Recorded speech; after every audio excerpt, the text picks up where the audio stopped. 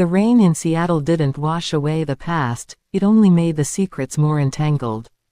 Elena Vance sat in the back of a black sedan, gripping a heavy brass keyring.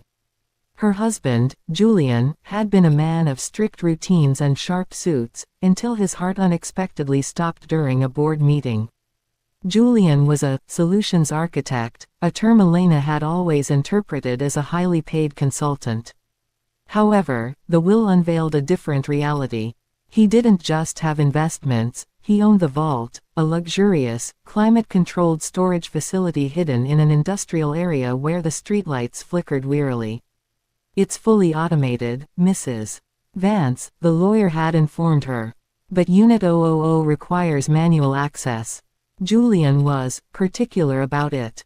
2 weeks after the funeral, Elena found herself in front of the steel doors of Unit 000.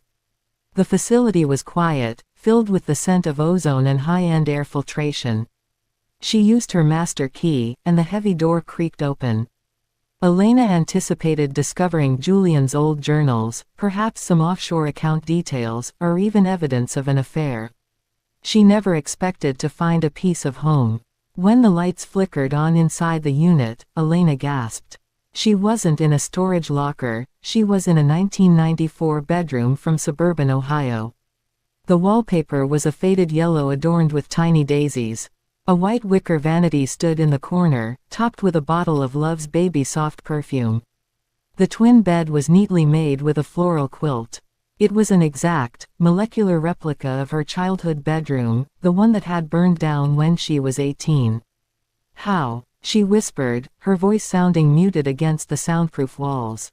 Julian hadn't met her until she was 25 and had never seen her childhood home. Yet, on the nightstand was a framed photo of her mother, a picture Elena believed had perished in the fire. She approached the closet. Inside hung her old high school cheerleading uniform, freshly cleaned.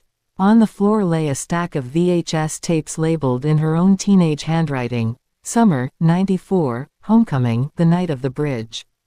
Her heart raced. She had no recollection of a night of the bridge. In fact, a significant gap existed in her memory where the summer of her 18th year should have been. The doctors had termed it dissociative amnesia, a consequence of the trauma from the house fire that claimed her parents' lives. Elena approached the wicker vanity and opened the bottom drawer, where she found a heavy manila envelope hidden behind a diary she didn't recall writing. Inside, she discovered a collection of police crime scene photographs. These images weren't from the house fire, they depicted a wooded ravine where a red 1992 sedan, the same model she had during high school, was wrapped around a concrete pylon. The driver's side door was ajar and empty, but the passenger seat held a boy, Mark Davies, her high school boyfriend. He appeared to be asleep, except for the dark, wet mark on his temple. Beneath the photos lay a blood-stained piece of blue ribbon, similar to those given out at the county fair, along with a handwritten note in her own handwriting, not Julian's. "I didn't mean to leave him. He was still breathing when I climbed out. But if I stay, my life is over. I'm sorry, Mark. I have to go." Elena collapsed onto the bed, feeling the quilt's reality and the suffocating scent of lavender and old paper in the room. Julian hadn't just created a memory for her, he had preserved a crime scene. "He spent 3 years gathering all the pieces," a voice said from the doorway. Elena startled, scattering the photos. Silas, the night manager of the facility, stood at the entrance. He was an older man whose eyes seemed to have witnessed countless dark secrets. "Julian told me that if he ever passed away, you'd come here," Silas said softly. "He referred to this room as your inventory. He found you years ago in a diner in Nebraska, a girl with no past and a false name, and decided to give you a future. But he needed to keep the past somewhere. I killed him," Elena breathed, pointing at the photos. "Mark. Everyone said he ran away that summer. They claimed he took a bus to California." "That's what the police report stated," Silas confirmed. "Because Julian ensured the car was destroyed. He made certain the body was never discovered. He even bought the silence of the local sheriff in your hometown. He acquired this facility specifically to store the evidence, giving him leverage over you. The realization struck Elena like a physical blow. Julian hadn't saved her out of love, he had saved her to possess her. Every seemingly perfect year of their marriage, every gift, every kiss, it was all a transaction. She was his most prized possession, kept in line by a secret she hadn't even known she held. Elena picked up the tape titled The Night of the Bridge and inserted it into a vintage VCR hidden in the replica TV cabinet. The screen buzzed with static before displaying a blurry image of her at 18, dirty and bloodied, standing in a dimly lit kitchen. But this wasn't her childhood home, it was Julian's kitchen. A younger Julian, with sharper features, was seated at the table.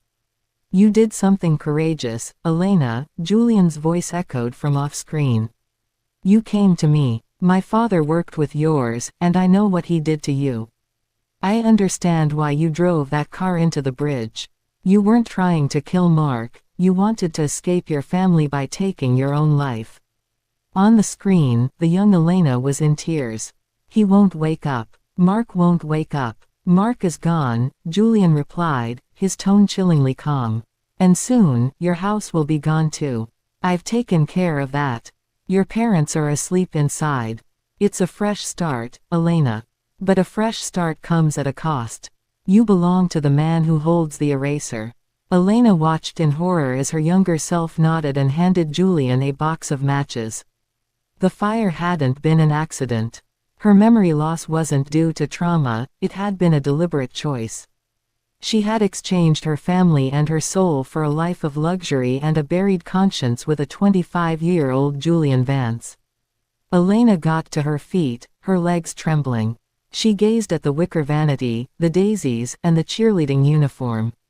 This wasn't a space filled with memories, it felt more like a museum showcasing her own fears.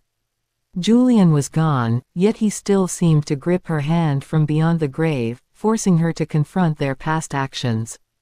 She turned to Silas. "Does anyone else know the code to Unit 000? "Only you and the estate's executor," Silas replied. "And the executor is scheduled for an audit tomorrow morning." Elena's eyes fell on the bottle of Love's Baby Soft, and she recalled the scent of smoke from 18 years prior. "Julian was a solutions architect," she said, her tone growing cold and sharp. "I believe it's time for one final solution." She didn't call the police or shed any tears. Instead, she headed to the maintenance closet of the facility and took 2 cans of industrial accelerant. She drenched the daisies and the quilt, then placed the photos of Mark Davies on the pillow, laying a blue ribbon over his heart.